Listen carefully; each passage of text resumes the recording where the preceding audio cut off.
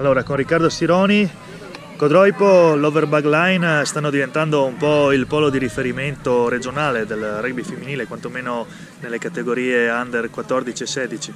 Sì, grazie al lavoro che stiamo facendo nelle scuole e alla collaborazione con le altre società della regione siamo arrivati già a 12 ragazze under 14, quindi stiamo puntando fortemente, diciamo, su questo gruppo di ragazze. Oggi fortunatamente è una bella giornata, abbiamo avuto il primo raggruppamento della stagione in casa, ci stiamo divertendo, tutte giocano, nessuno si fa male e siamo sempre fermamente convinti di dare tutto il possibile per ospitare le ragazze qui da noi. Bene, tra l'altro vediamo che anche tu ti stai facendo crescere i baffi, siamo nel mese di novembre che nel mondo del rugby significa Movember e quindi anche l'Overbug aderisce a questa campagna mondiale di sensibilizzazione e solidarietà.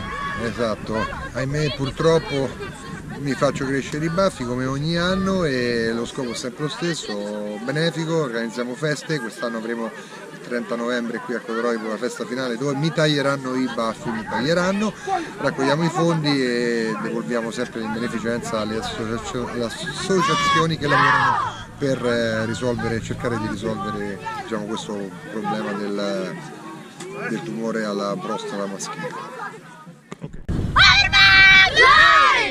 Okay. Hey!